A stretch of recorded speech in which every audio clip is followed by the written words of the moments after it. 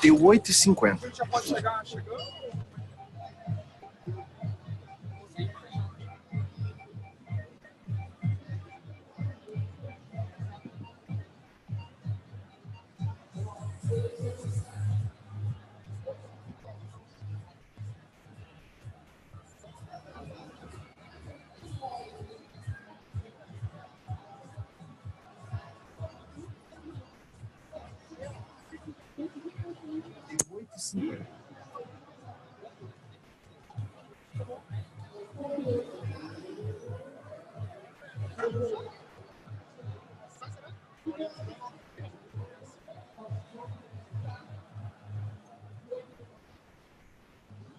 Podemos começar. Boa noite, gurizada. Tudo beleza? A gente vai falar sobre síndrome do impostor, tá? Essa apresentação surgiu do seguinte. Uma vez eu escrevi um texto falando como eu estava me sentindo em relação a algumas coisas, mostrei para alguns amigos. E um deles pegou e falou, pô, isso aí é síndrome do impostor. Aí eu comecei a pesquisar sobre isso, tal, conversei sobre isso com o FIC. Aí ele falou, por que não escreve um post e depois faz uma apresentação? E daí surgiu nosso amiguinho aí. Eu sou o Somatório.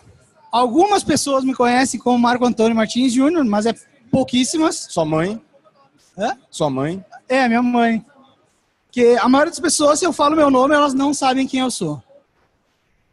Tanto que eu fiz no crachá, eu coloquei somatório para saberem. Tá? Eu ajudo a organizar o Meetup de Docker em Porto Alegre e o DevOps Days Porto Alegre.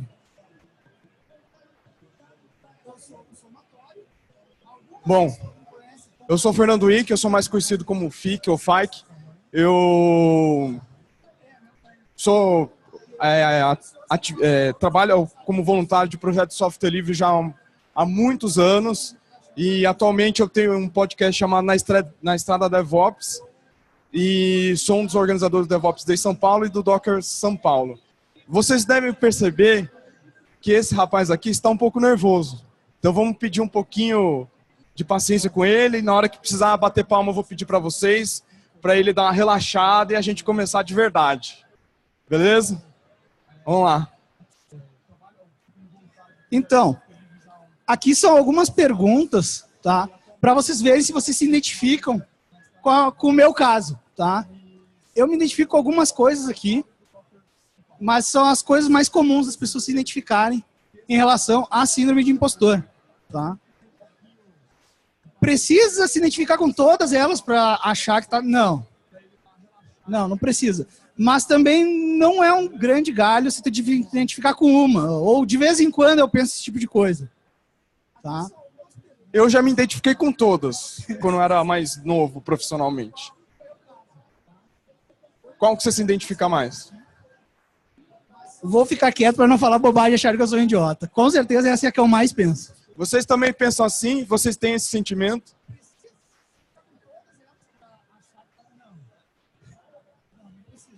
Ó, viu? Você não está sozinho. Não estou sozinho. Então, Aqui tem mais algumas perguntas, tá? Aqui, nesse caso, eu acho que o que eu mais me identifico é não dar valor para as próprias realizações, pelo que me dizem.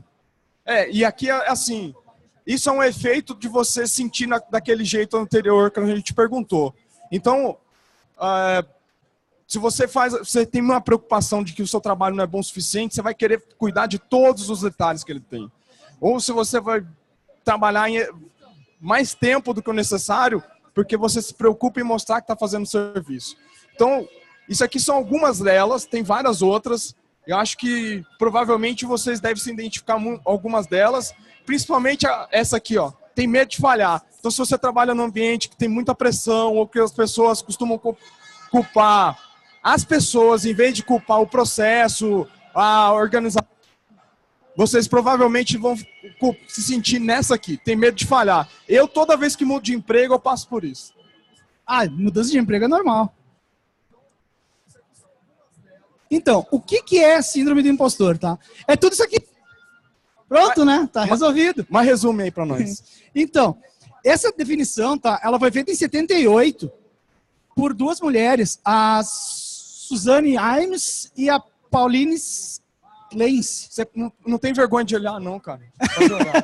Então, o que elas fizeram foi o seguinte, elas fizeram um estudo, tá, com várias mulheres que tinham conquistado grandes coisas, tanto na vida acadêmica quanto na vida profissional, tá?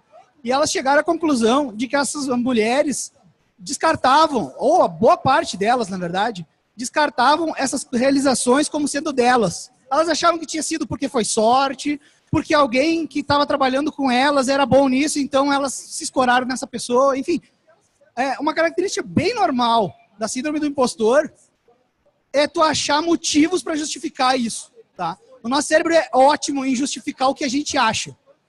Se tu te acha que tu não sabe nada, ele vai achar qualquer motivo para dizer que tu não sabe nada. Por mais que isso não seja lógico, não faça sentido, ele vai tornar isso lógico, e a coisa mais normal do mundo é tu pensar isso. Assim como o contrário, tá?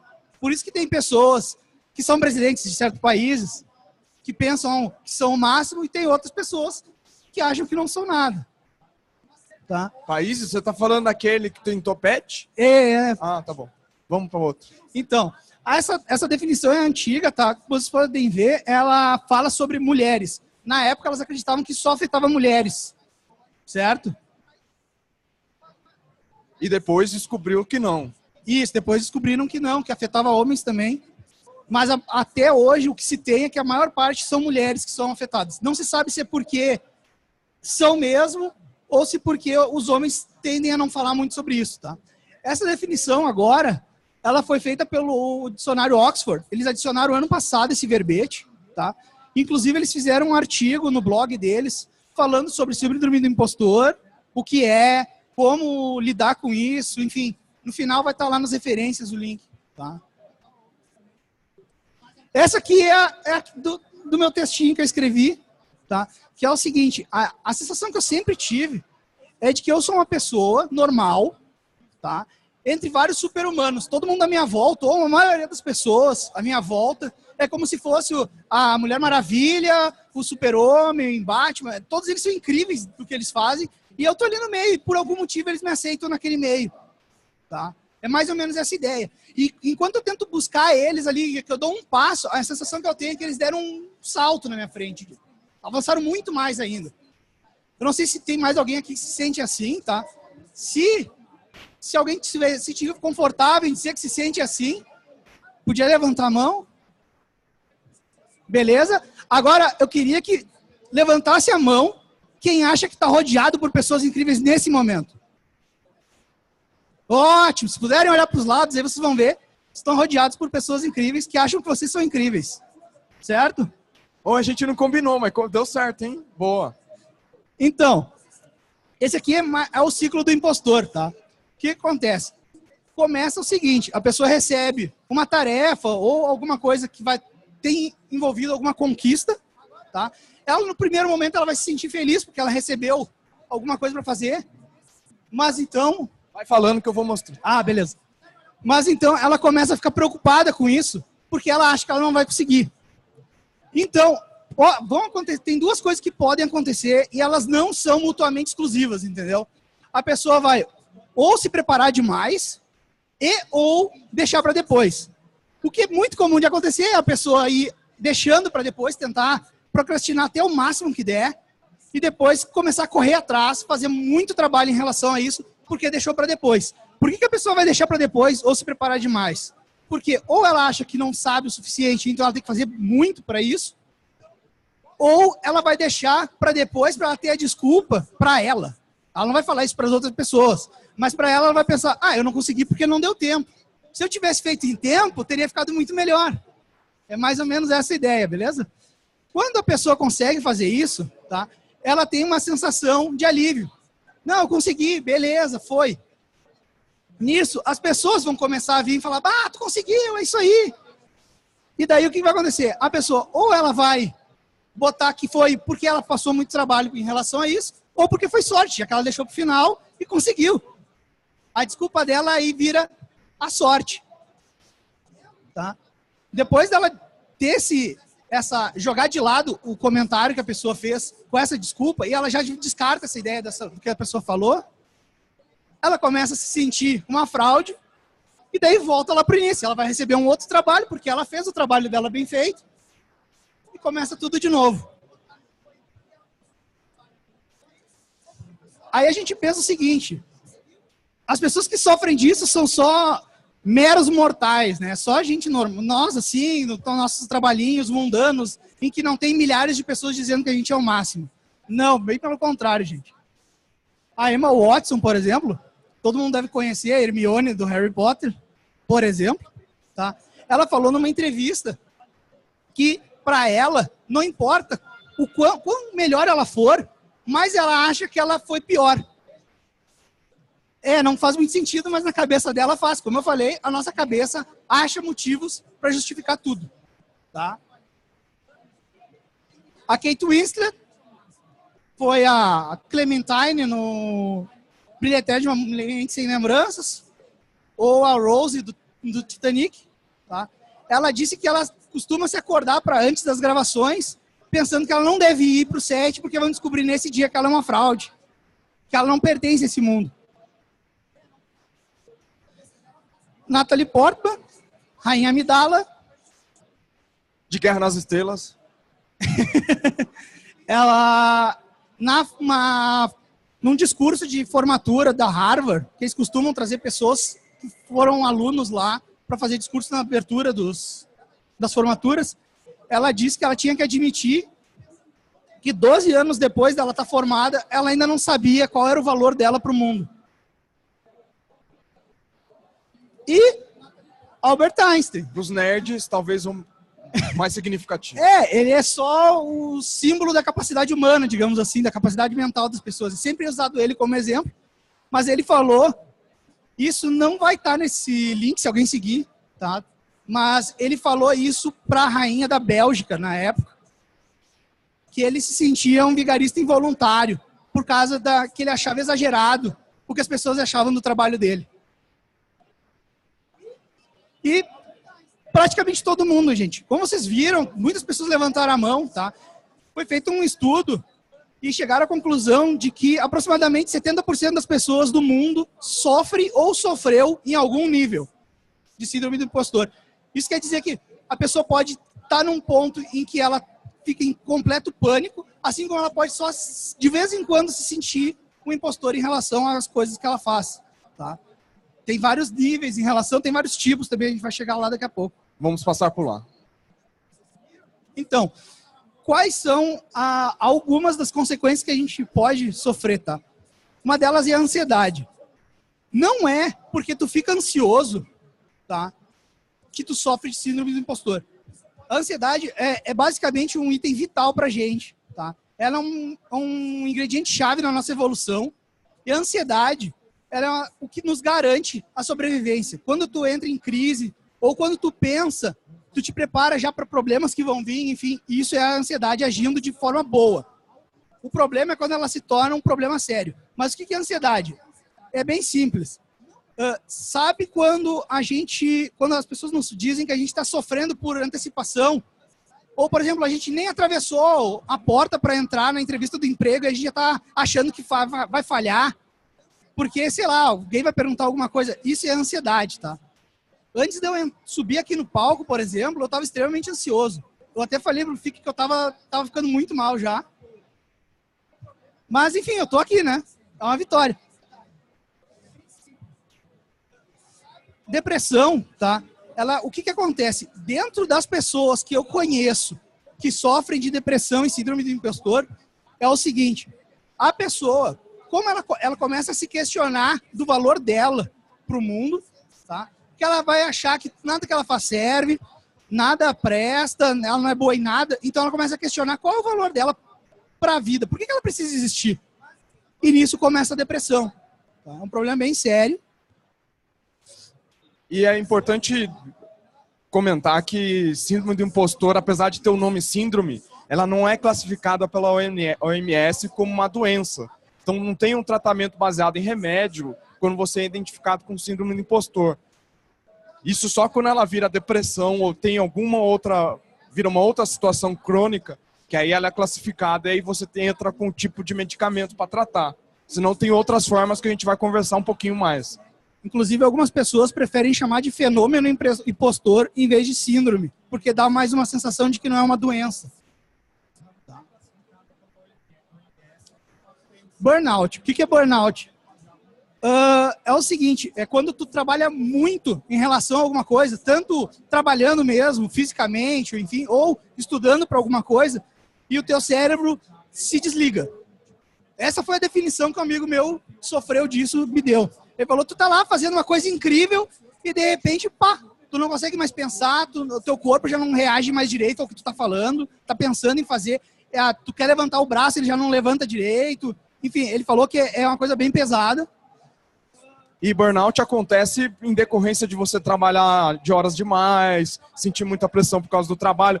Nem porque o trabalho está fazendo pressão, mas você coloca tanta pressão em você que isso acaba gerando burnout. E aí pode virar depressão e tal. E tem, por último, o estresse negativo. Por que estresse negativo, gente? Porque existe o estresse positivo. É a mesma coisa que a ansiedade, tá? Ele é chave primordial para a gente conseguir fazer o que a gente faz. Tá? Ele é o que te faz, quando tu tá num momento que te apavora, por exemplo, tu ir para frente para fazer alguma coisa ou se esquivar para se salvar, enfim. Tá? Situação de perigo. Isso. Ou em outros momentos, mas é o que te faz fazer isso. Quando tu te sente fraco para alguma coisa e tu age. É ele que te faz fazer isso. O problema, que ele se torna negativo, é quando isso começa a afetar a tua vida. Tá? Tu começa a evitar coisas ou falar com pessoas, enfim. É nesse momento que ele se torna negativo. E principalmente quando isso acontece muito frequentemente. Fala mais alto. Fala mais alto. Precisa repetir tudo? Não. Então, a Valerie Young, que é uma especialista no assunto, ela no livro Os Pensamentos Secretos das Mulheres de Sucesso, ela classificou em 5 tipos, tá? Uma coisa que é importante, vocês devem estar olhando agora, tentando se achar aqui, e vocês estão pensando, eu não sou nenhum deles. Uma coisa... Ou todos eles. Ou são todos. O que acontece? A maioria das pessoas, quando ela, por exemplo, uma pessoa que é perfeccionista, ela não se considera perfeccionista, entendeu? Isso é como as pessoas veem elas. As outras pessoas veem elas assim, tá? Porque é muito difícil de alguém que tem síndrome de impostor se considerar expert em alguma coisa. Beleza? Esse livro, apesar de falar ali mulheres de sucesso, tá? A autora falou sobre isso. Ela disse que, sim, esse livro serve para homens, mas ele está bem escrito, direcionado a mulheres. Mas ela resolveu fazer isso porque nas palestras dela, ela notou que a maior parte das pessoas que apareciam eram mulheres e porque já não tem muita literatura voltada para mulheres. Então, por que ela não ia fazer isso? Tá? Vamos lá, vamos ver um pouco mais sobre os nossos amiguinhos aí. O perfeccionista. Perfeccionista, gente, por padrão, não é necessariamente alguém que tenha síndrome do impostor. Eles setam metas absurdas para eles.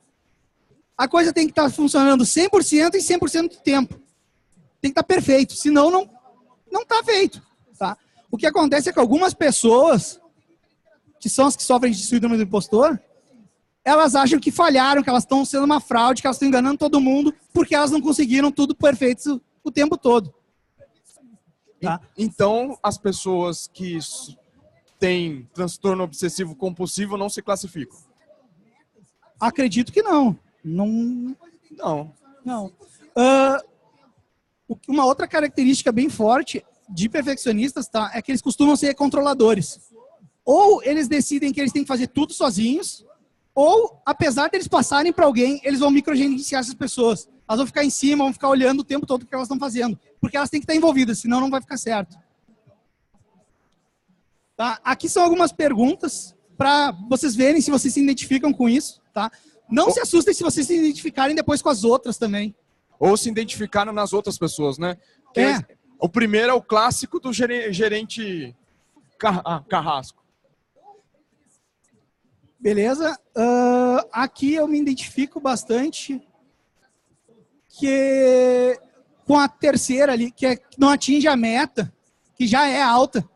A gente se sente que não serve para o trabalho e fica remoendo isso por dias. Tá? É bem comum acontecer comigo. Eu estou me puxando muito para passar isso. Algumas dicas, tá? Para quem se sente assim, tá? É importante saber que é normal errar, gente. Tá?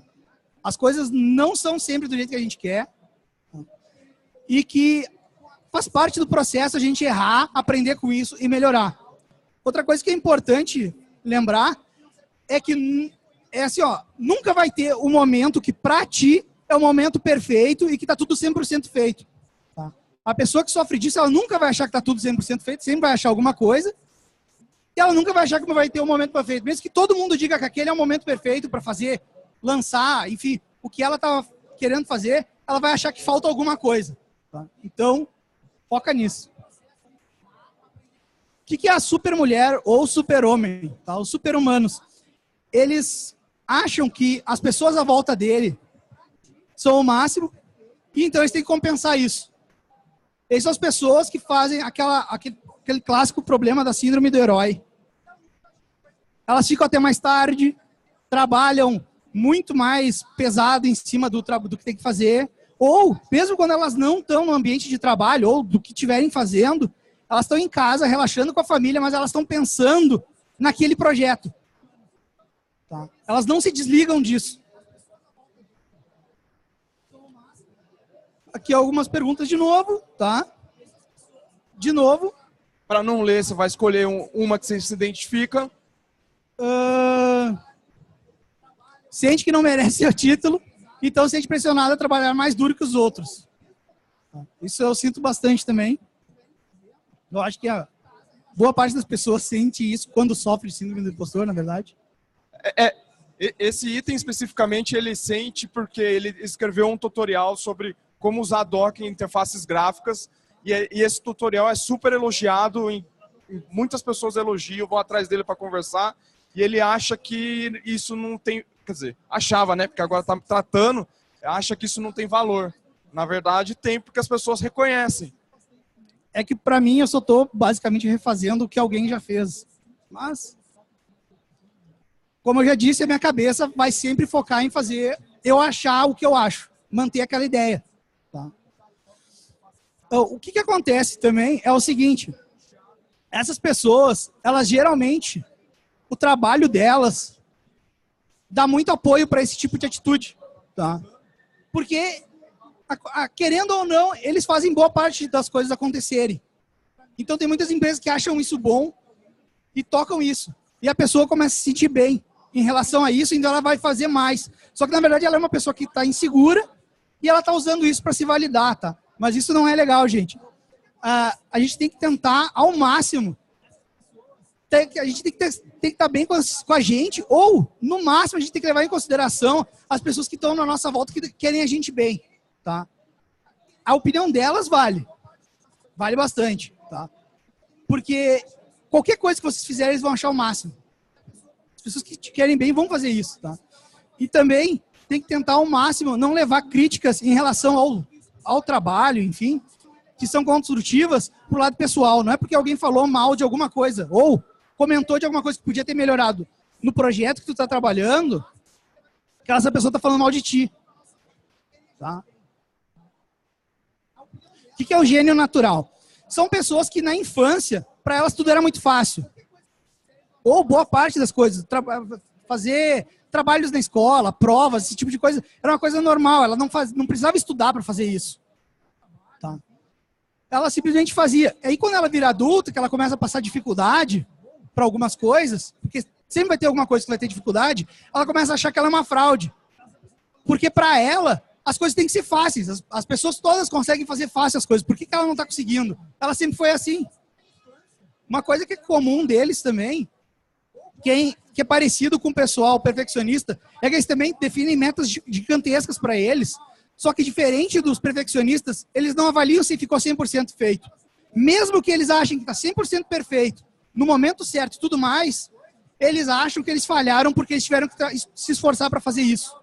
Em relação ao esforço que eles tiveram para fazer aquilo que já é gigantemente difícil. Não é se eles conseguiram ou não. Tá? Aqui, para mim, sempre foi o histórico de notas máximas. Eu sempre fui muito bem na escola.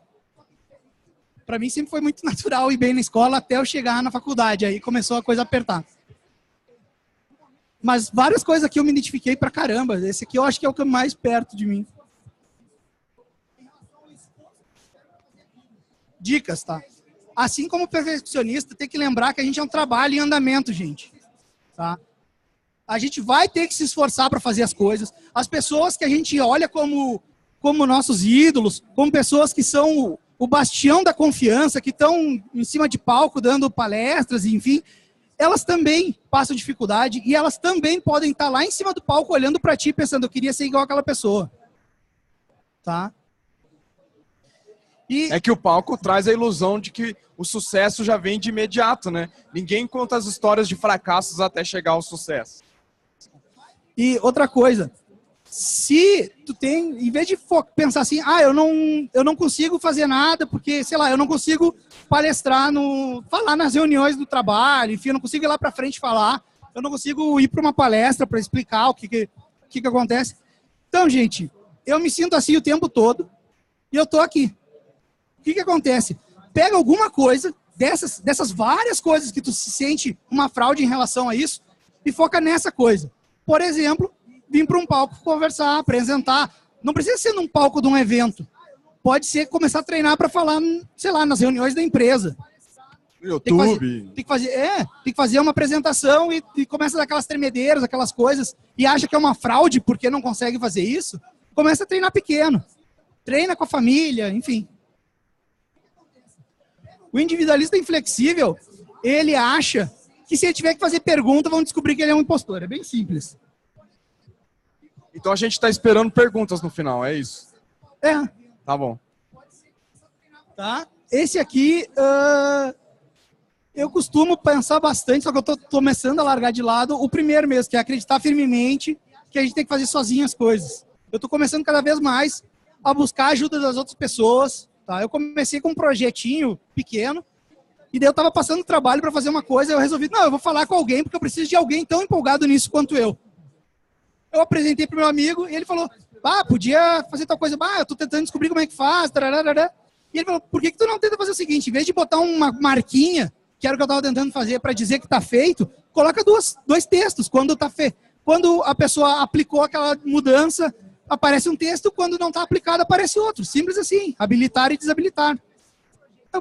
É verdade. E já consegui resolver o meu problema. E isso não me diminuiu como pessoa. Não me tornou menos capaz do que eu estava fazendo. Tá? O que é o expert? O expert é o seguinte, a pessoa acredita que de alguma forma ela enganou a pessoa que contratou ela. Falando em emprego, é isso, tá? Então, o que ela tem medo? De que alguma hora descubram que ela não sabe aquilo que estava no currículo dela. Ela acha que, sei lá, a pessoa ignorou alguma coisa ali e depois a pessoa vai descobrir, não que ela foi contratada porque ela respondeu um monte de coisa certa antes. Tá? Aí, eu acredito que seja constantemente a procura de treinamentos. Tá? Isso é uma coisa bem comum também, que a pessoa está sempre buscando ou fazer uma certificação, ou fazer um curso. Ela está sempre querendo aprender mais sobre alguma coisa para ela provar que ela não está mentindo para ninguém, que ela está ali porque ela merece. Tá? Mas aprender no sentido de curiosidade é normal, o cara querer saber fazer curso, treinar e tal. O mas problema quando vira obsessão, aí é um problema. Aí é um problema. Tá? Então, uma coisa importante é fazer o aprendizado just in time. O que é isso? Quando tu precisa saber sobre alguma coisa, tu vai buscar sobre isso. Vai buscar curso, tutorial, documentação, enfim, o jeito que a pessoa se sente mais confortável em aprender, só que quando ela precisa disso, não antes.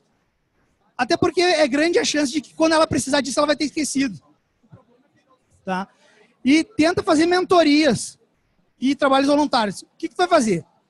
Tu sabe só um tantinho sobre alguma coisa, não sabe quase nada. Ao menos na tua cabeça, tu não sabe nada disso. Tu não é um especialista no assunto, mas tu sabe ali aquele tantinho. Pega alguém que tu tá vendo que não sabe aquele tantinho que tu sabe e vai ensinar essa pessoa. Ou então pega esse tantinho que tu sabe e ajuda em algum projeto. Tu vai notar que tu sabe muito mais do que tu pensava que sabia. Tá? E tem o contrário da síndrome do impostor. Mas que pode gerar síndrome do impostor. Que pode gerar síndrome do impostor. O que acontece?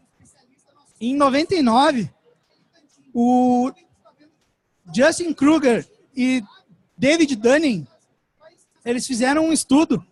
Agora vou ter que ler.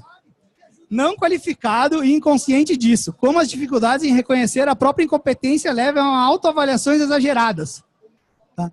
Eles fizeram testes de raciocínio e lógica com algumas pessoas e de humor para ver qual era o tipo de raciocínio delas. E eles chegaram à seguinte conclusão: de que a ignorância da pessoa gera uma visão própria muito mais elevada do que é na verdade. Tá? E de onde eles tiraram essa ideia? Que inclusive eles ganharam um prêmio Ig Nobel pelo esforço num estudo inútil. Tá? Eles viram na TV uma notícia de um rapaz que resolveu roubar um banco depois de passar limão na cara dele. Ele achou que isso tornava ele invisível. Porque, para ele, suco de limão é uma tinta invisível. Então, se eu passar na minha cara, eu fico invisível. Ele não se olhou no espelho, foi assaltar o banco, e a câmera que ele achou que não ia gravar ele, gravou ele sendo preso. Aqui a gente tem um gráfico mostrando como é que funciona esse efeito, tá? Começa ali embaixo, onde a pessoa não sabe nada, e como ela não sabe nada sobre o assunto, ela não acha que sabe nada, que sabe alguma coisa. Mas quando ela começa a aprender alguma coisa, ela chega ali no primeiro ponto, chamado de pico do monte estúpido, em que a pessoa começa a achar que ela é a pessoa daquele assunto. Porque ela não conhece ninguém que entende desse assunto. Então, para ela é expert. Tá? Depois, quando ela começa a aprender, ela cai para o vale do desespero, que é quando ela nota que ela não sabe quase nada sobre aquele assunto que ela falava que sabia muito. Nesse ponto é que pode acontecer a síndrome do impostor. Tá? A tendência das pessoas, geralmente, é começar a aprender mais sobre o assunto e vai subindo ali para a subida da iluminação. Só que quem sofre de síndrome do impostor acaba ficando nesse ponto baixo, ali no vale do desespero, por mais tempo. Até que, de repente, ela começa a notar que ela sabe o quanto ela sabe e daí se alinha com os valores ali. Nas pesquisas que a gente fez para a apresentação, o FIC descobriu a síndrome do impostor racial. O que é isso? A pessoa acha que ela é uma impostora dentro da etnia dela. Isso é bem comum em pessoas que são de famílias com dupla etnia ou pessoas imigrantes. Por exemplo, na transmissão do podcast que falava sobre isso que a gente viu, um rapaz falou: como que eu posso me considerar um mexicano se meu pai não se considera assim?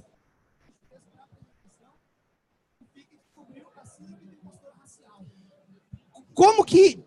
aí são as dicas que eu fui pegando com o tempo para lidar, tá? Eu vou falar algumas. Por exemplo, aceitar que todo mundo erra. Todo mundo erra. Isso é normal. Não tem nada de errado com isso. Tá? A gente também tem que aprender a aceitar os elogios que as pessoas nos dão. Tenta aceitar. Luta com o instinto inicial de rebater. Porque no momento que tu rebateu, tu já confirmou pra ti que aquilo ali não é um elogio que tu pode aceitar. Pode começar com obrigado, né? Pode. Aceitando o elogio como um obrigado. Pode ser, é uma ótima ideia. Outra coisa que eu tô aprendendo a fazer bastante, tá? É guardar o que as pessoas falam pra mim de elogio ou falam bem de mim pra outras pessoas.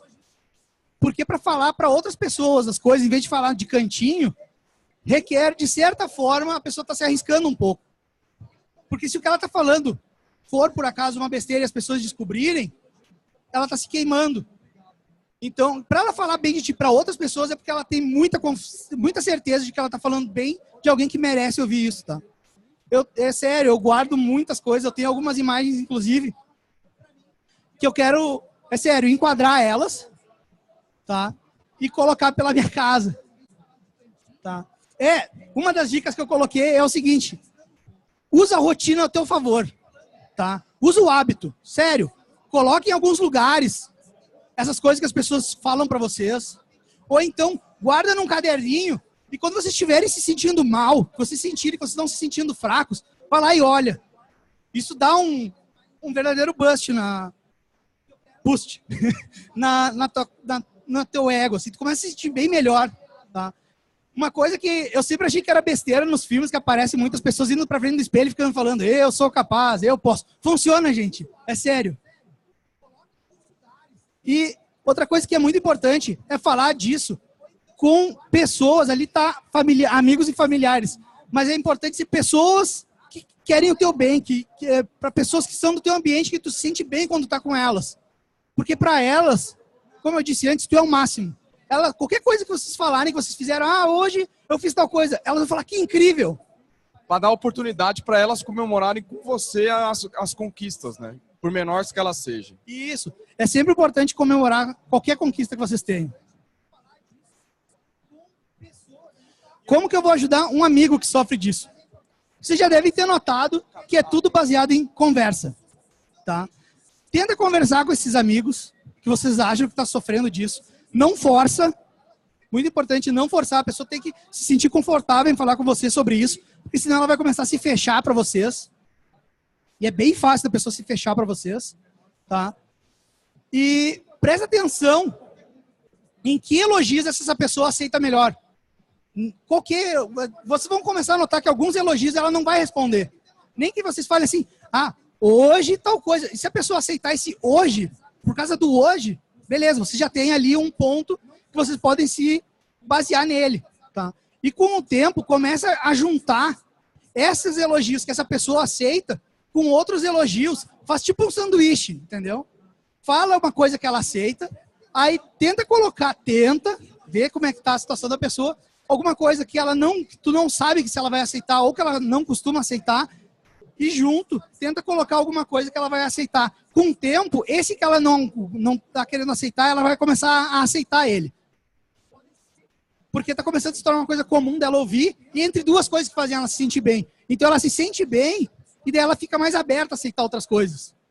Uma outra coisa que dá para fazer é vocês ajudarem como mentor.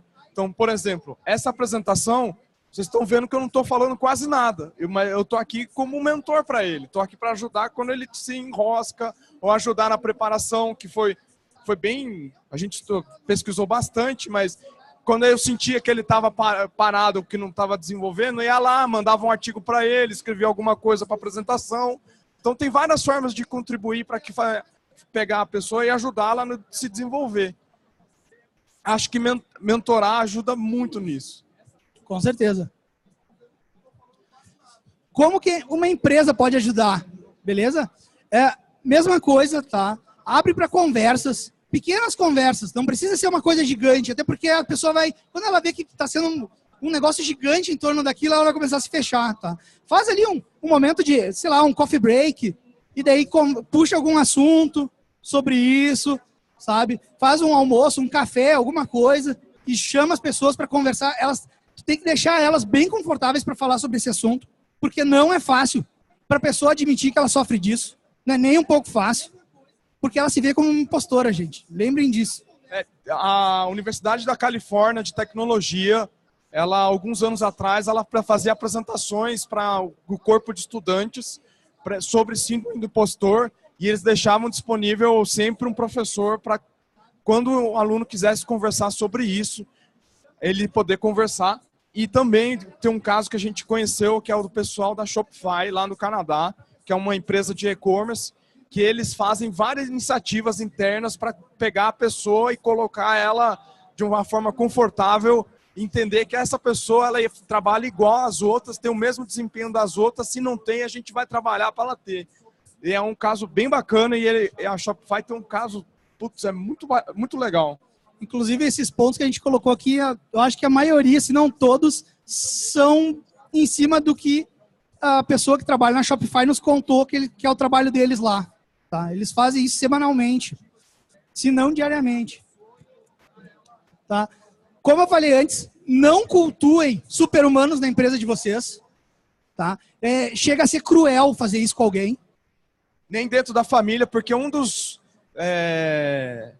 uma das formas de acontecer, de síndrome do impostor acontecer é quando você tem os familiares que são todos formados, e aí só você não é formado, e aí você se sente um fracassado, com muita pressão para passar numa universidade, porque todo mundo é formado, todo mundo ou é militar, e aí isso deixa a pessoa muito mal. Tem vários casos assim. Eu conheço alguma pessoa que passa por isso, inclusive provavelmente ela está assistindo essa apresentação pela internet. Tá? E a cultura blameless ajuda todo mundo, não só quem tem síndrome de impostor. Tá? O que é a cultura blameless? Em vez de sair culpando a pessoa que acaba virando... sempre vai ser um bode expiatório, a pessoa que é culpada por alguma coisa. Na verdade, o que se faz é procurar qual é o motivo real daquilo ter acontecido. Tá? Não existe... É quase nula a chance de ser um erro humano que causou isso.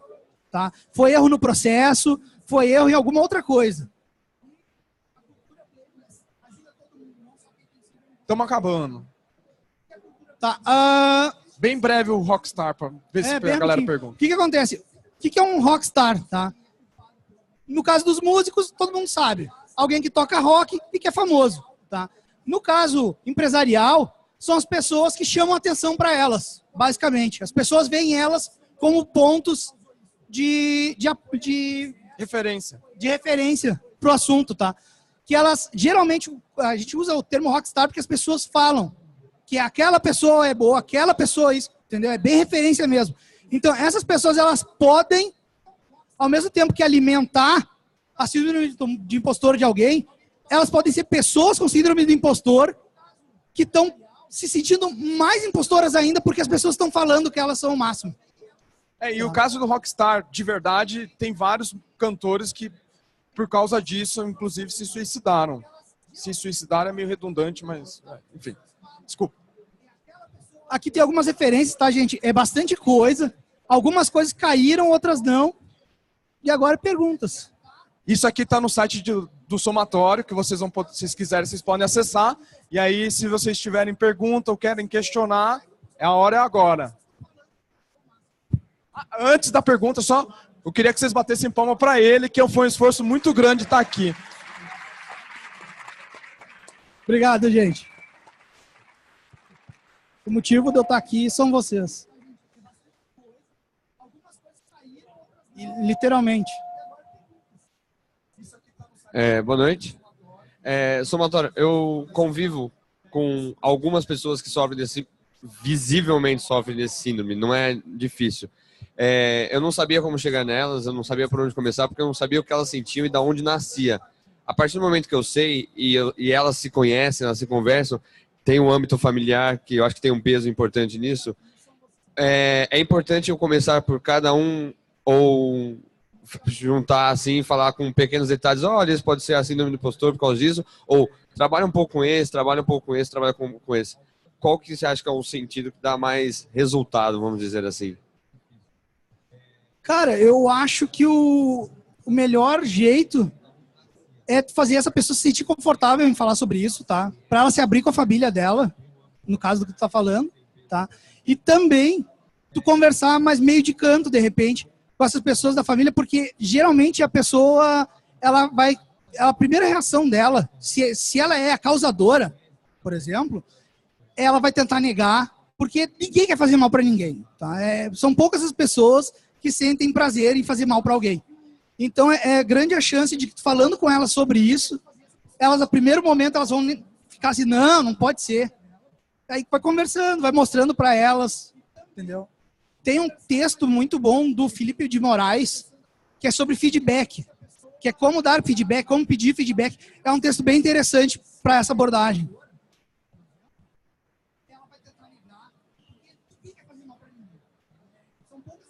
Boa noite.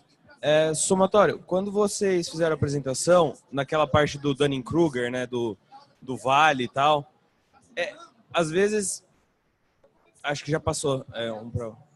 Aí, como eu sei se eu tô no começo ou se eu tô no segundo vale? Tipo, aí você fala, para de sofrer de síndrome do impostor. Aí eu fico no pico do Monte Estúpido, entendeu? Tipo... Começo, tu tá falando isso aqui? Não, quando tu tá aqui, tu não sabe nada mesmo. Se tu conhece aquilo, tu já não tá aqui. Tá? Ou tu vai estar ali, ou tu vai estar aqui. No caso, pelo que tu tá descrevendo, tu tá aqui. Entendeu?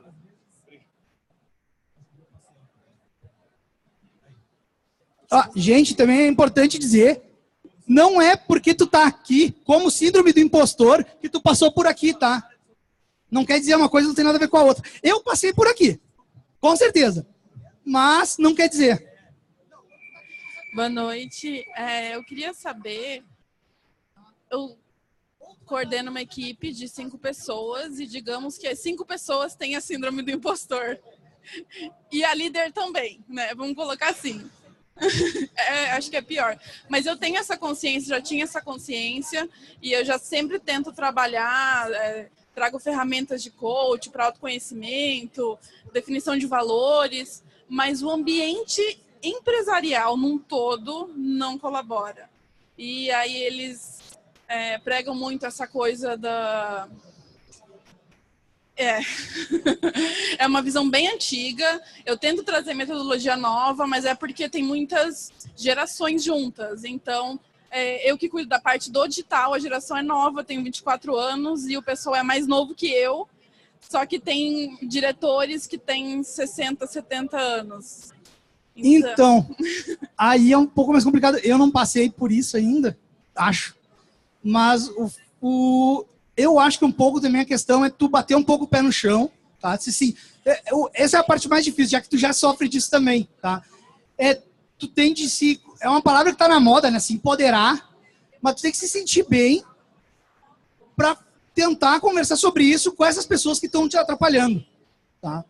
De forma a que elas também não vão se fechar e falar, não, isso é um absurdo que tu tá falando. É um processo bem difícil. O FIC deve saber melhor sobre isso. A gente é partidário de uma cultura chamada DevOps e ela permeia de respeitar as pessoas e trabalhar na produtividade da empresa. Numa situação como a sua, acho que tem que achar as pessoas que podem ser aliadas de vocês para fazer isso.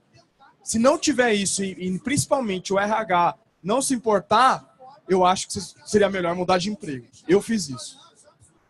O somatório vai continuar durante a Campus Party nos próximos dias, então vocês sintam-se livres para falar com ele, ele vai ficar bem feliz de conversar. Se ele ficar tímido na primeira abordagem, não se preocupem. Insistam mais uma vez que depois ele se solta. Obrigado de novo, gente. Uma salva de palmas para ele.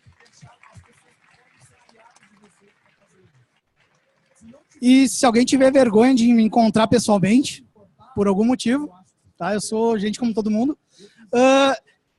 Se vocês acharem um somatório em alguma coisa online, provavelmente sou eu. Tá? No Telegram é @somatório, no Twitter é @somatório, no Facebook é o somatório, porque somatório já era de uma escola.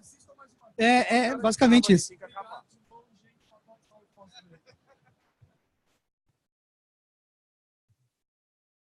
E se alguém tiver vergonha de me encontrar pessoalmente, por algum motivo, tá? Eu sou gente como todo mundo. Se vocês acharem